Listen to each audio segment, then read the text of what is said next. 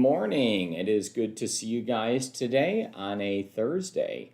Who liked that intro? Omkar had some stuff flashing across there in a little different way.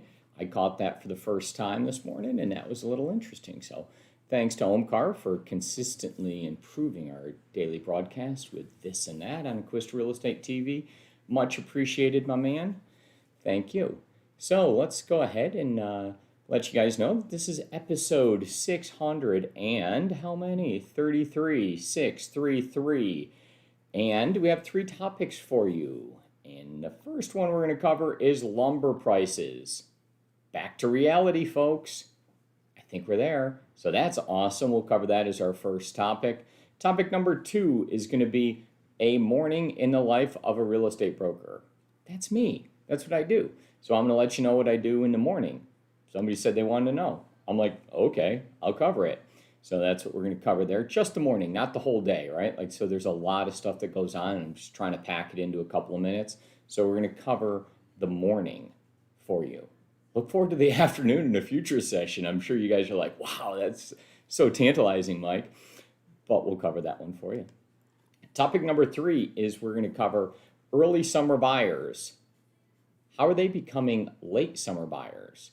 We'll kind of go over that. So anyone who missed buying a home in the early summer when there was tons of people out there, what's going on now in the market that they can jump back in and have some success?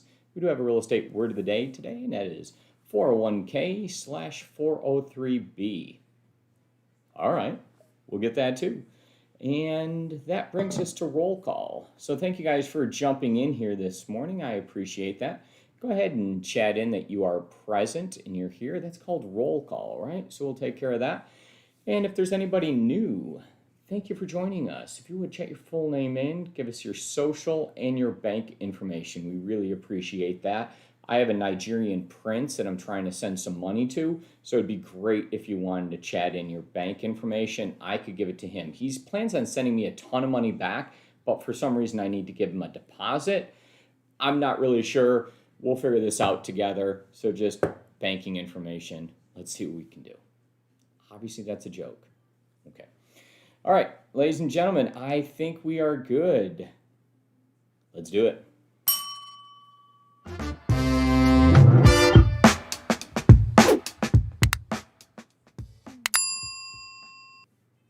Say what? Lumber prices. Yes, lumber prices. Back to reality. We're going to talk about that right now. We're going to show you some charts and pull that up here for you in just a moment.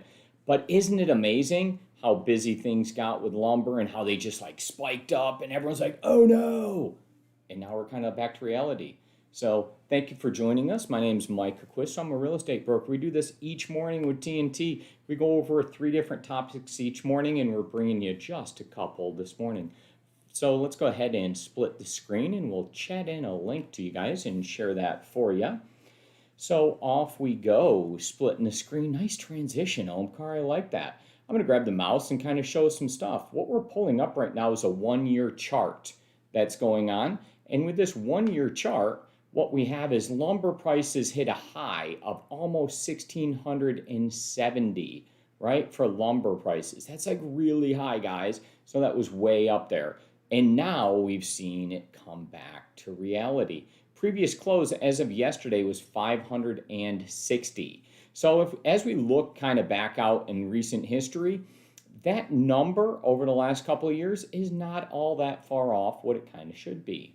So if I look back into kind of an average trading range for between 2017 and 2020, and kind of like scan back out here a little bit, I look at the average trading range in here, and I'm kind of like 4.25 is kind of the average that we saw from 2017, a low of 3.25, all the way up here, kind of to 600. It kind of peaked there for just a little while. But if we look over that reasonable time frame, we're kind of at 4.25. Okay, so if that's kind of normal for that extended period of time, the fact that we're at 560 now and we're back down to that means it is inflated, but not like super inflated like we had here for a very brief time frame. So what does that mean for you? That means good things, ladies and gentlemen. Let's scroll this chart back out even further and kind of look. and realize that maybe 350 is a 10-year range. So there is inflation and there are things that go on, right? So should prices go up just a little bit over a period of time? Should they fluctuate? Sure. But should they do something like this? I don't know, right? So now you've seen the chart, we've kind of looked at it, and now we're back to reality just a touch, right? So thank you guys for taking a look at the chart. Now we're going to kind of discuss it real quick and discuss what that means for you. So that means that home prices, as far as new builds, should be stabilizing just a bit, right? There's a lot of uncertainty. When there's uncertainty, home builders have to build that into their price, right? Uncertainty is scary. So we need to mark up what's going on in that situation to kind of hedge against something going even crazier, right? Because they're like, what if it went from this number to even higher, right? And it just kept going. So all these different invoices kept going up for the home builders, and they were just a little nervous. So now that we have prices come back, right? Now could be the right time to kind of take a look. So we didn't really have a supply issue. We just had like temporary shortages. We had a super tight glut on the market. I think overall we are healthy in that market. And I do think long term that we're going to be totally fine as far as inputs for new construction goes. So if you've been on the sideline for just a little bit because of lumber prices and you're scared, don't be anymore. We're here for you. You can jump back in. The water's totally fine. We'll get you with that right home builder. We'll do all those right things for you. That's what we do as a brokerage and care for you. The other commodities also had similar type issues. So just showing this one example of lumber should also illustrate that other things are getting worked through as well. Ladies and gentlemen, it's time. Let's do it. Give us a call. We'll help you out. Thank you.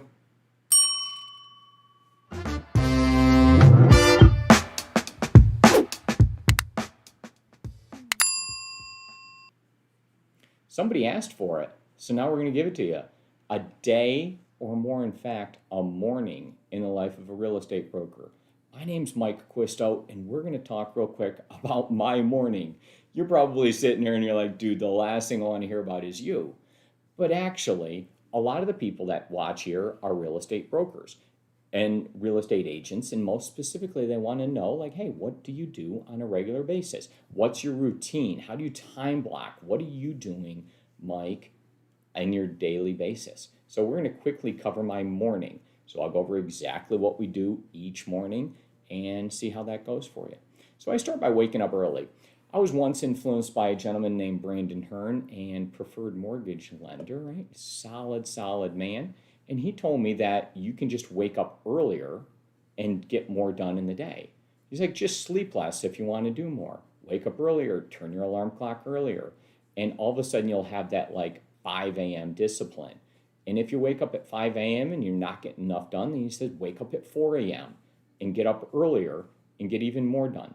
So I'm not that advanced. I'm kind of a slacker. My morning starts at 5:13. That's when the alarm goes off. And so those are my typical work days. So at 5:13 a.m., I get up and then immediately I go into the bathroom. Then I get half ready to kind of start. So I go through and I shave, I brush my teeth, I floss. Yes, I floss daily. I think that's an important item, right? So maybe you guys pick up that flossing. I think there's a link to heart disease. I'm not actually sure medically if that's actually the case, but there's plaque in your arteries and there's plaque in your mouth, and it kind of makes sense to me. Don't get lost in it. I floss daily.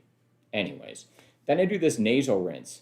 Well, that really helps me, actually. Super side note, I don't get allergies anymore. I used to have all these allergy problems. Now I use this daily nasal rinse, and off I go, and I'm good to go, right? Then I go ahead and shave.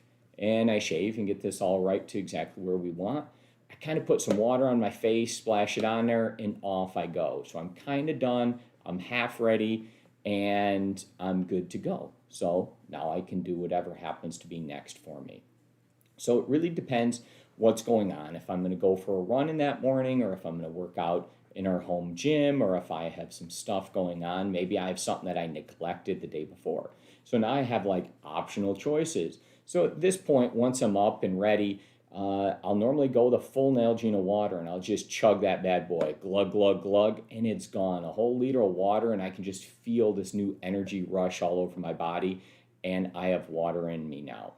And then I'm like, well, I'm either going to work out, and I like to work out before I drink coffee. Just a side note, I don't know, I think I have better performance. So if I'm going to go for a run or do anything cardio-wise or work out, then I'll do that right at that point. So now we're at about 6 o'clock. After I had the water, I had some stuff. I like check my phone, do some of that stuff, and I have a choice. So working out or getting working on the computer that I didn't do the day before. So now all that stuff is done, and it's time for me to take a shower. So when I'm concluded with that session, go jump in, take a shower. That takes me about 5 to 10 minutes total to take a shower and get dressed.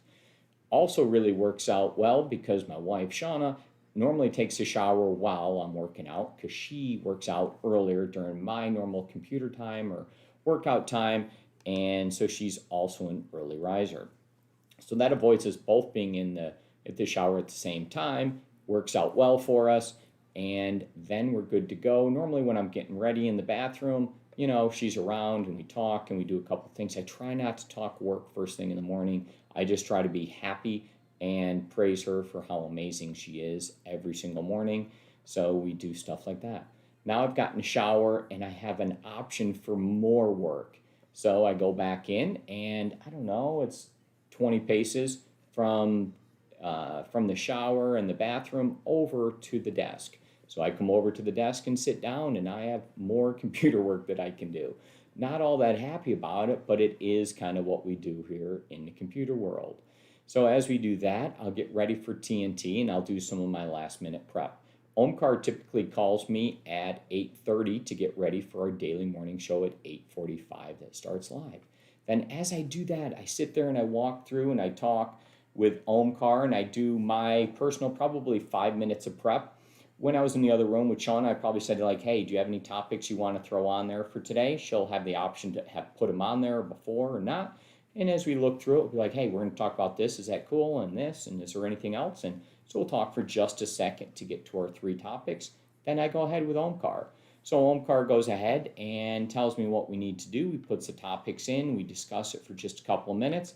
And the wife normally is sitting right next to me. She takes a couple of minutes. We review the topics together, and we're prepped about 5 minutes before we start live. We hit the mute button, and then we start the show. So the show goes, and off we are with TNT for our first topics, and we kind of start that. Depending on how long it takes, we're normally try to be done at about 9:05, 9:10, something like that. So I normally have my most important meeting in the day at 9:15. So I like to start it right after TNT, after I have a couple of minutes to brief with Omkar, and he tells me what I could have done a little bit better and what we did all right. So we go through that, and now I have computer work and meetings. So that most important meeting of the day I like to do immediately after TNT, and that's kind of a point there, right? So I do my best work first thing in the morning, try to get up early, try to get on top of things. The computer time, when it's just me, tends to be best. Then the phone starts ringing, things start happening. So most important meeting first thing, so I make sure I get that one done, whatever it happens to be. And then I do more computer work, and I sit there, and those are things that I actually have to think for. So if it's a spreadsheet, if it's cutting checks, if it's any of those things, I like to do them right away. Anything financial, I prefer to deal with that right away. And as I go through the rest of my day, I try to have all of my kind of mental work where I'm doing any heavy lifting mentally done first thing in the morning. Any conversations I like to have, I'll normally try to hold them for when I'm in the car, when I'm driving around, any of those types of things. So that's kind of a day in the life of Mike Acquisto, or a morning more specifically. I don't know. Somebody asked for it, so we gave it to you. I hope you enjoyed it. That's all I got. See you next time.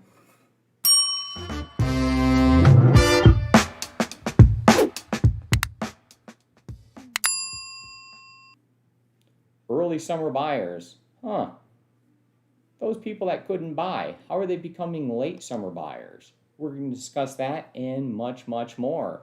So a lot of those people were pushed out of the market, if you remember, right? We had all these multiple offers coming in, and they couldn't get them, right? So there's a ton of people that were kind of pushed out, and they sat aside temporarily.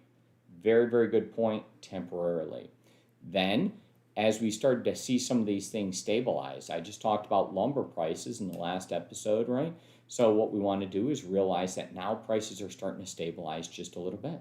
We have appraisals that are starting to stabilize. People aren't paying over price so much. They're not so concerned that the home won't appraise because there's been enough that went through the system that all of a sudden they feel relatively comfortable about it. Their lenders make them feel good, give them reassurances, and tell them what's been going on. And supply is a little bit better. Nowhere did I say that it is good.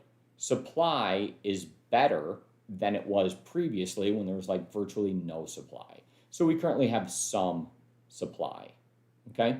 Then we had this thing with the new home builders, and the new home builders went to this situation where they said, we're not going to enter any contracts. We're going to go only spec only because lumber prices, we're not sure, and all these commodities, and we can't give you a price. So we're not going to actually go ahead and sell it. We have so much demand that we're just going to kind of wait. And then we're going to price it when we get to this time. So they kind of went to this spec situation. So that's another point there. And supply issues, I think, getting a little bit better overall, not just for lumber, but for all the other inputs. The labor market's starting to get a little bit better. People are going back to work, and we have things that are getting better. So the challenge for you as an agent is to find all of those people that were early summer buyers, that were stressed, that were saying, I can't do this, I can't overpay, that didn't get the property they wanted.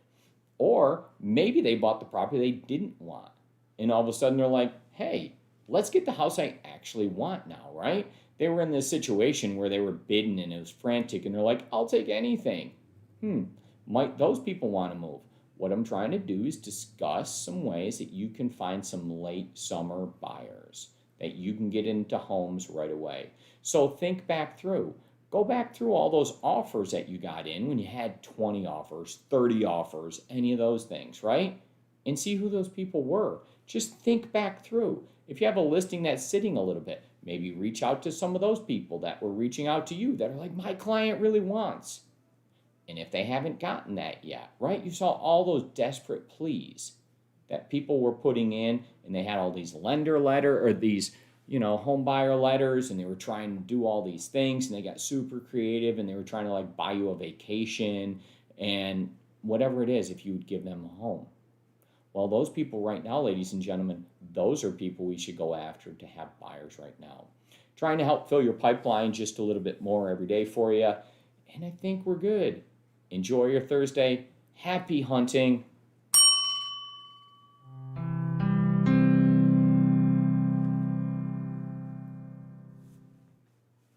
Today's real estate word of the day is 401k/403b. My name's Mike Acquisto. We're going to go ahead and define that word for you using a sentence and then quickly, very quickly, discuss it. 401k/403b is an employer-sponsored investment plan that allows individuals to set aside tax-deferred income for retirement or emergency purposes. 401k plans tend to provide employers that are with private corporations, whereas a 403b are provided by employers that are not for-profit organizations. So profit, not profit, 401k, for-profit, 403b if you work for a not-for-profit, but retirement accounts directly through your company. All right, so that's the definition. That was quickly discussing it, and I highly recommend that as a real estate agent that you do have a 401k. So you might think you're not eligible for it, but as an independent contractor, you are probably a business of one. And in that case, you can set up a 401k as long as every employee that works for you is eligible. So if you're an organization of one, then technically every employee you have would be eligible and you can contribute to the 401k. I might suggest you go with something through maybe a Vanguard or something like that. We have them set up for ourselves as a 401k from both my wife and myself. We each have our separate companies, and we invest through the 401k directly through that. So if you want to do that, it's an option to put money in addition to your IRA or your Roth IRA. There you go. Reach out directly if you have any questions.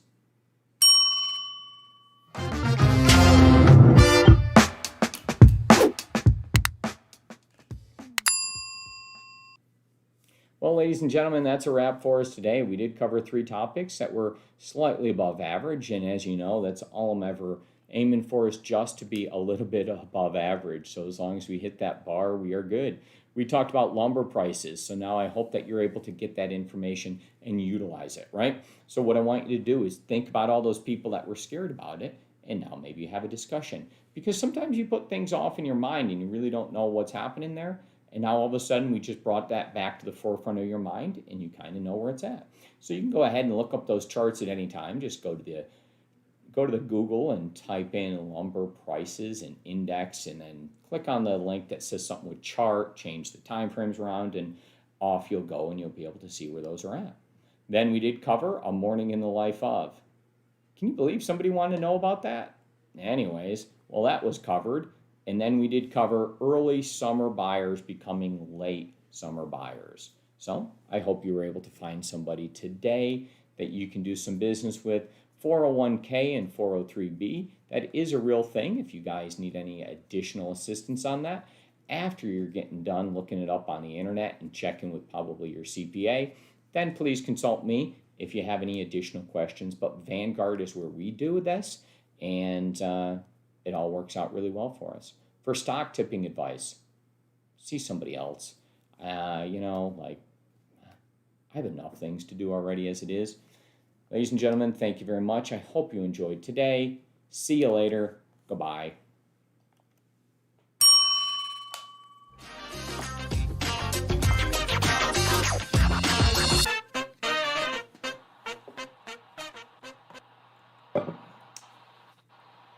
Picture time. Picture time. First topic, lumber prices. Lumber prices. Okay. Oh, I should use a calculator. Yep. Now. Got it. Okay. Yeah, that's better to use that. Okay. Morning in the life of a real estate broker.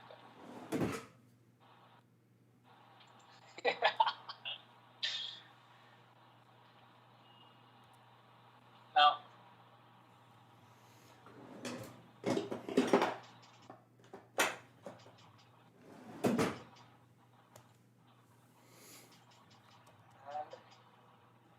last topic, early summer buyers.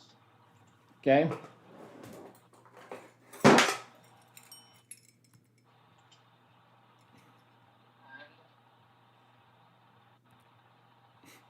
Now, word of day, 401k. Okay. Sounds calculator-ish. Now, Got it. got it? Yes, sir. Thank you very much. I like whatever you have going on.